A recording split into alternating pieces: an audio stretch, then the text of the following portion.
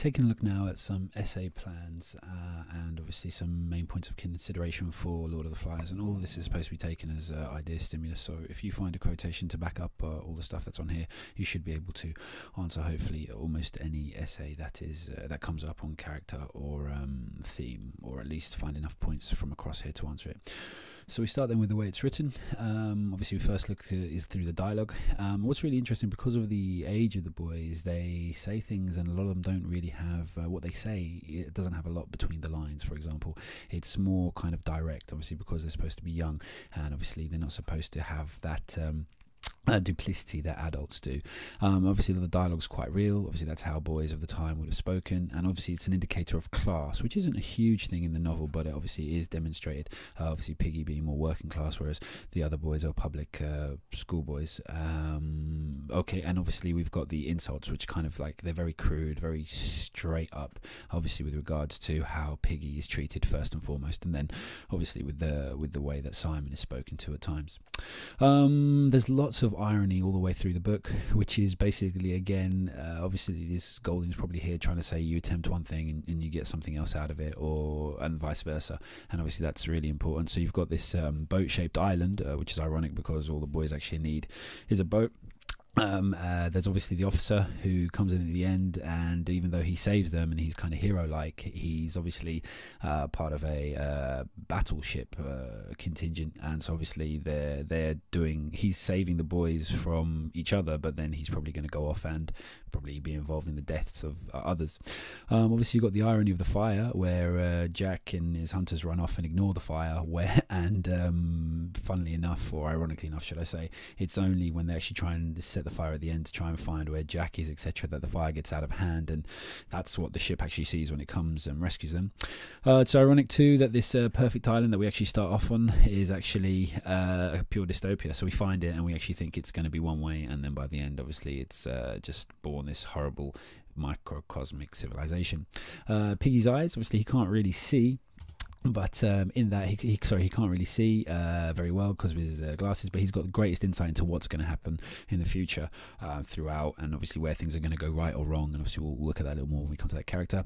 We've also got the irony of these boys. Obviously they're refugees on the island when they had a chance to be so much more. They're only on there, they're actually running away from war to some extent, or they're being kind of airlifted out to save them, and obviously it leads to their deaths.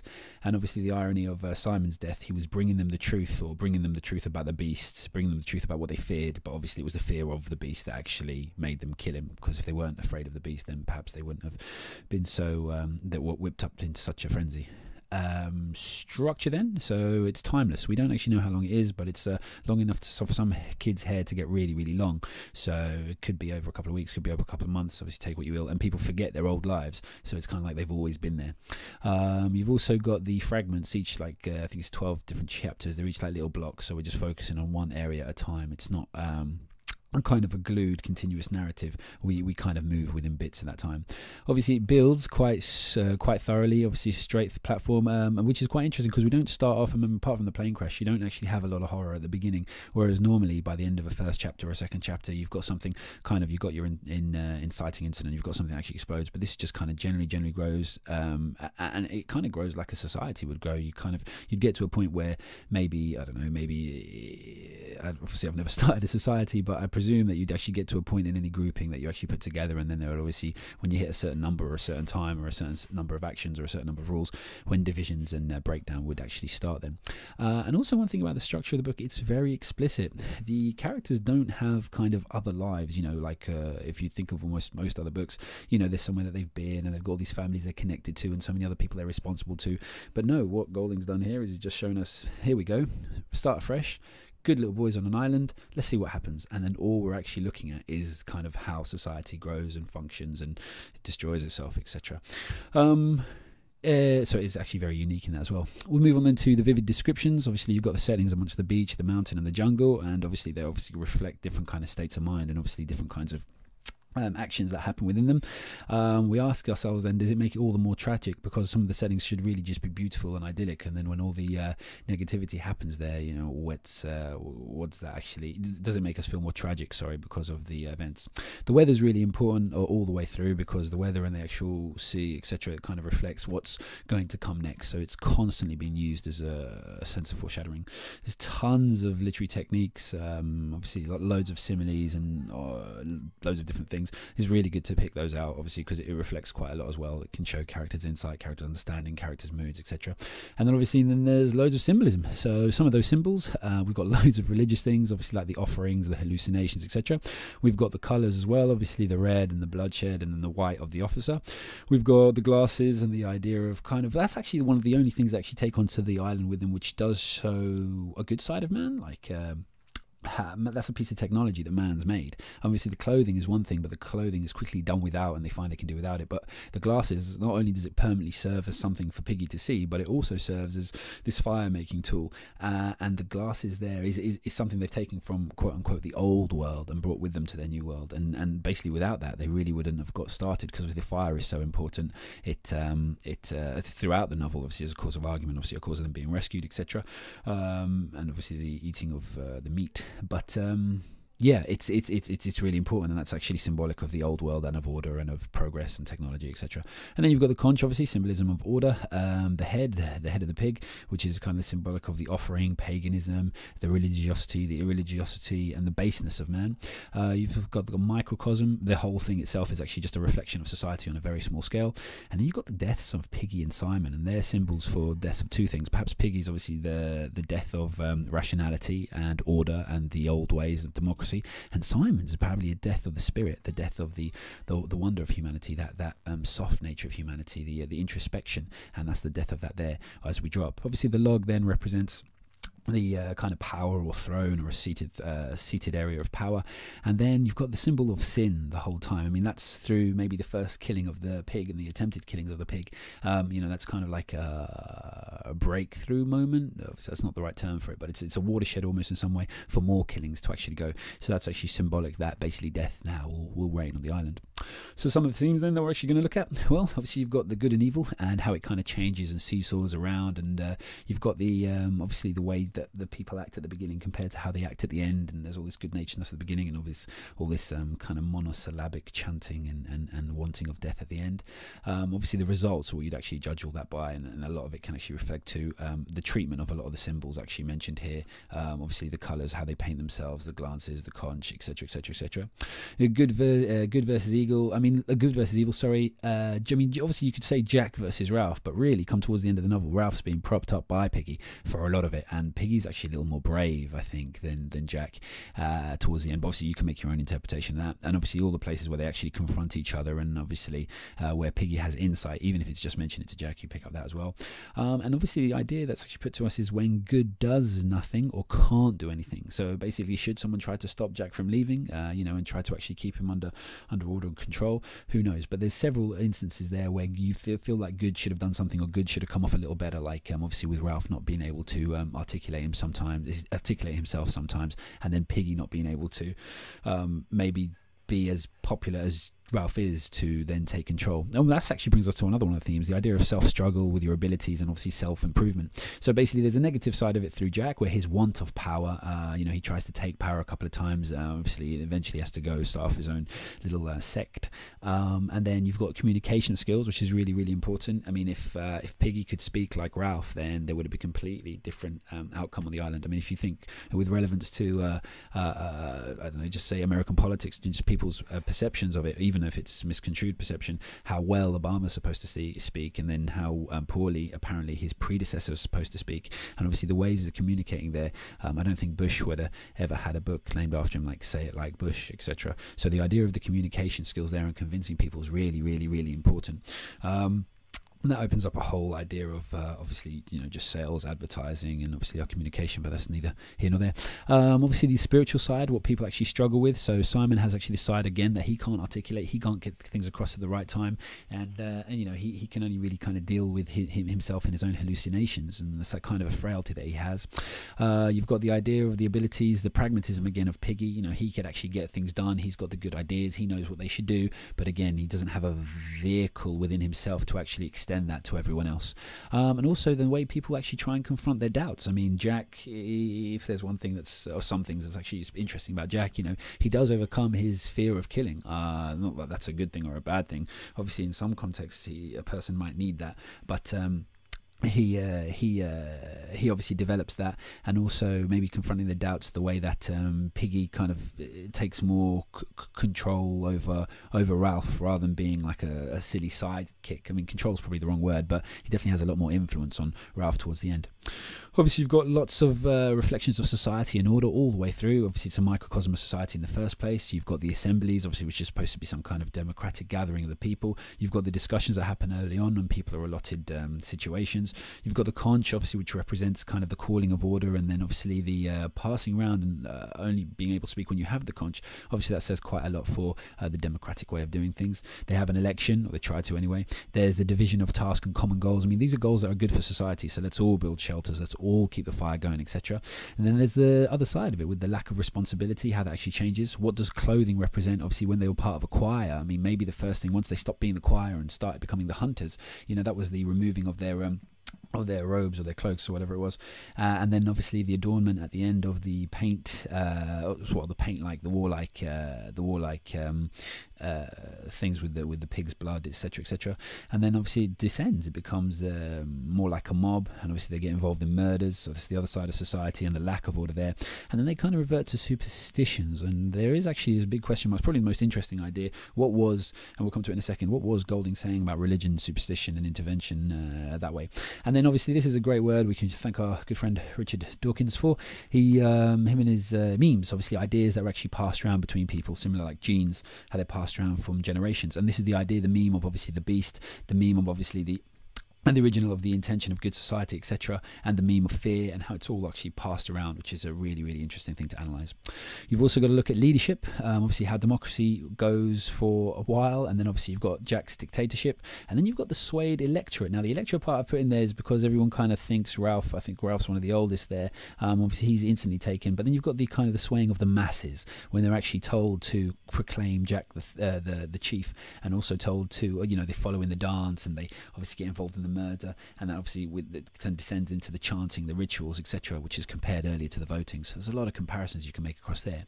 Now the religious part, I said, I think was one of the most interesting aspects of the book. First of all, you have the visions, obviously, of Simon when he actually speaks to the Lord of the Flies, and that's probably one of the most explicit parts of the book, where the beast, the Lord of the Flies, the pig's head, actually starts talking to him. Obviously, that's many people actually believe that they have visions, etc., etc., and obviously this has shaped history through time, people's visions and sights. Obviously, most notably perhaps Saint Paul. That wouldn't be a good comparison to make though, because Paul was supposed to be really evil before and turned good from Saul to Paul. But here, the interesting thing with regards to Simon is maybe that was kind of like the vision that gave him the strength to actually go. Maybe he was going to go and articulate himself. Obviously, we never find out, and obviously Golding's intentionally done that.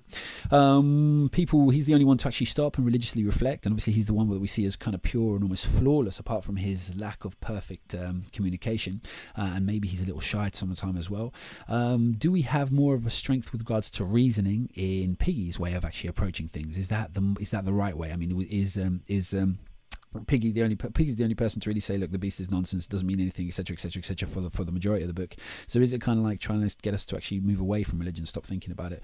Who knows? You've obviously got the offering of the pig's head, and the sacrifices and sacrificial kind of idea. Even after he says we're going to ignore it and pretend that it's not there, they still have this sacrifice to it. So there's like saying one thing and obviously acting another. There's a belief in the unseen, because no one actually sees the beast. They think they see the beast. They think that things that they think reflect the beast, and that's actually what starts the fear in the first place. Obviously, when they see the parachute parachute later on. That's kind of changed. It's a misconstrued belief, but that's obviously what happens. And then you've got this interesting the white clothed officer coming at the end, and there's this external intervention, which is like kind of, and it really does put a stop to everything. So it's almost like a heavenly intervention there, where it comes in and actually changes it. And obviously the I should add that really just Simon as the whole Jesus-like character, which we'll come to shortly. So we move on then to characters. So there's only really a few main characters in this. So we've got Ralph. Obviously, he's the leader at the beginning, but is he? He relies so much on Piggy. And what does that tell us about our leaders? Are they only as good as they are, or are they only as good as the people around them are? He's dismissive at the beginning of Piggy, and he's kind of learning as he goes, and he's actually accepting that. He believes in the good, obviously, of setting up the democracy and getting people to do the right things. I mean, his main priority throughout is the fire, but also he does pay attention to maybe counting the little ones, so we know little ones, so we know that they're actually there. He has his priorities. He delegates, which is obviously part of leadership. Whether he does it well or not is debatable. He's humbled, and I don't mean that in an embarrassed way, but he does actually realize that Piggy does know what he's talking about, and Piggy deserves to be listened to more. He shows some ideals of leadership, obviously, at the end, where he tries to go on a diplomatic mission towards Jack, as well as the things that we've actually mentioned earlier, and he survives, which is obviously really interesting because it shows that good can survive, or good can oust evil, or it shows that there is always going to be good, maybe even though Jack and his band have overrun the island and literally burning it down in some ways. We've got Jack then, a very interesting character. He always wants to have some control, even if it's from naming what his choir will do. Obviously, he's come as head of the choir in the first place, and I think it's quite interesting that he's someone who's supposed to be a choir boy, someone you'd actually associate with good virtues, or someone who's virtuous if they were singing in choirs, which obviously all to do with religious hymns and singing, etc., especially at the time. And obviously that's not happened at all. From the start, he's very vindictive towards Piggy. He has no cordiality at all. And whether he thinks instantly he's better than him because of the way he talks, we don't know, but it could be indicated from that. He's very base. He just wants the simple things in life. Obviously his obsession with meat and hunting obviously do that. He self-defines his goals and priorities. He kind of chooses what he's going to do, even when they've actually got other priorities with the fire. He actually thinks hunting's the priority. He's mutinous. He twice tries to take power properly, and I say properly here in inverted commas, because when I say properly, first of all, he was interested in taking it right at the start when Ralph's voted in, and then another one when he actually tries to invite people to come away with him and no one comes again. And actually part of that shows duplicity of people, because probably a lot of people thinking they would like to, but they wouldn't want it to seem like they'd like to go with him. So he has to go off and actually create his own little clan. He teaches people obedience. Now, obviously, that's a strange kind of wording there, but basically, since he actually takes control of communication with the beast, and beast is supposed to be the most higher power on the island, I mean, he takes control of the communication in front of everyone by making the sacrifice. So he's the one actually coming up with the ideas, etc. And basically, when he's subliminally, he's actually taught them there is a chain of command. Obviously he's taught them that explicitly as well by making them call him chief and making them say the chief has spoken, etc. But that's very, very implicit. I mean, if you get people to say things, it's one thing. You get them to do it, something else. So actually him influencing their behavior that way is really, really important. He serves his id. He doesn't actually try and kind of reach for his higher self, developing his ego towards his superego. He really works with his id, his base, like his almost what people would say, or sociologists, psychologists would say, is your reptilian end. And also he represents the anonymity, what people can do when they aren't known, because obviously his descent there into the mask that he actually wears, it's like being on the internet, I guess. No one knows who you are, and you can do almost anything that you wouldn't actually do within normal society. But the problem is he is doing it in normal society, or in a society that they were actually trying to make succeed. He causes division often, obviously with the name calling and then the breakdown, and obviously with his little sect. And then he kind of leads everyone to frenzy with doing the dance and breaking the ritual. And then at the end, obviously he is actually, because he creates the clan, he's obviously responsible for deaths, and he does kill the pig, and he does try and kill Ralph, and etc, etc, etc, etc. So then we have Piggy, very awkward, but it says quite a lot about where we actually get our information from. I mean, if Piggy was actually slightly more acceptable socially, then probably he would have been listened to a lot more. But it kind of tells us about how we take our information. He has beliefs, and he has correct democratic beliefs, beliefs correct to a democratic society if one wants to be started. He's intelligent, he's rational, he doesn't want to kind of overbear or think the beast, etc., and he knows what their priorities are with where they should be doing things, and the need for order, etc. He's the source of initial progress, again through his glasses, obviously the starting of the fire, and obviously him finding the conch, and that's really important, a representation of the fact that he's actually kind of he knows how to kind of use it, as it were. Then that obviously gives him the power to create assemblies, etc. He's not respected at first, which is really, really important, which shows us that people's perception of people can change, as well as people changing, because obviously Jack changes massively throughout the book. Piggy changes somewhat throughout the book, but obviously people's perceptions of people also change, and that's reflected on Piggy. He's perceptive on Jack and fear, so basically he knows that the fear would actually be dangerous to people, and that obviously we're only fearing fear. Well, there's nothing actually that we know we can yet logically fear. And also he's perceptive of Jack at some point he says, like, now you've done it, by making fun of his hunters to Ralph. So he actually knows that trouble's actually brewing and coming from there. He's brave, obviously, by wanting to go and challenge Jack towards the end with Ralph, and he dies like a pig, which is a kind of a watershed, etc. Obviously, because if the pig's head was taken as a kind of offering to the quote-unquote god, the Lord of the Flies, then I mean, him dying like a pig is a signifier of another kind of sacrifice. I mean, the sacrifice of a little bit of their humanity, which is obvious. But also, like you notice afterwards, there's no kind of fun in there after the book. There's no more playing, no mention of sandcastles, and kind of, the little ones are in it a lot less, etc., etc., etc. Because he's basically his death is like a watershed. Things change after that. When the pig has been killed, then they have cemented the fact that there is a higher power on the island, and they're trying to respect it with the pig. But when he dies, they're actually cementing that there's no more. When Piggy dies, there is actually no more kind of childlike behavior on the island. So we move on to one of the last main characters, Simon. He's strange from the outset. I think he's referred to as cracked and things such as this, but obviously you can check that. He's very quiet. He's internalized. He kind of thinks things through, or sometimes can't communicate himself properly. He's shy and a loner, but that's a loner not in the sense of like he wants to have friends and he doesn't. He actually likes his own company, and perhaps this is a time to actually think things through. And again, it's very religious, obviously, with references to obviously a lot of religious people. Moses was supposed to have spent some time up on a mountain, and obviously Jesus on his own when he left his people, and Jesus obviously was supposed to have spent 40 days and nights, and other prophets in various religions are supposed to spend a lot of time doing that. So he's kind of got this prophetical quality about him through his lonership.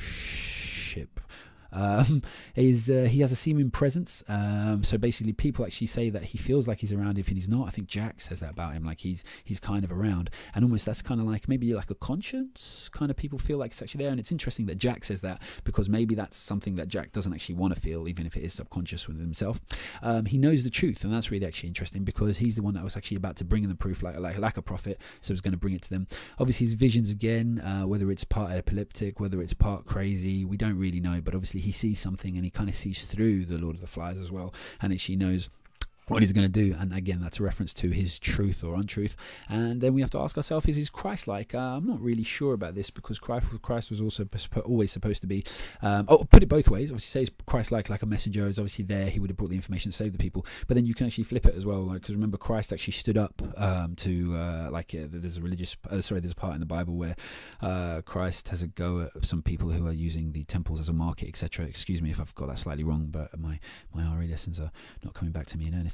But also with the Christ-like figure, Christ, obviously the idea of Christ is supposed to have been successful in what he actually did, whereas Simon was not successful. So there are some parallels prophetically with the actual action and the idea of being a prophet, but to actually say it was Christ-like, that's maybe a step too far. But obviously you can discuss that if the character comes up. So to do well in this, obviously just as straightforward, have a look at the A-star examples that we've actually got up, so you can actually reference them, and remember to plan, mention a point, quote, explain the meaning, analyze language. That has to be done. Remember, this is more about analyzing language than it is about social historical context. Make links where you can to other characters and contrasts, other ideas and themes that the writer was actually trying to get across, to other points in the book somehow, so how it might change in the book or is further strengthened at some point in the book, as much as you can. Do it 4 or 5 times, and remember to use develop vocabulary, and a good way, vocabulary, and remember, one way to actually just think of vocabulary, whether it's good or not, just think of the syllables. If it's all one-word syllables, then it's probably quite low. 2-word syllables low. When you get into 4, 5 syllables, that's just a base indicator of how that can be improved. And good luck.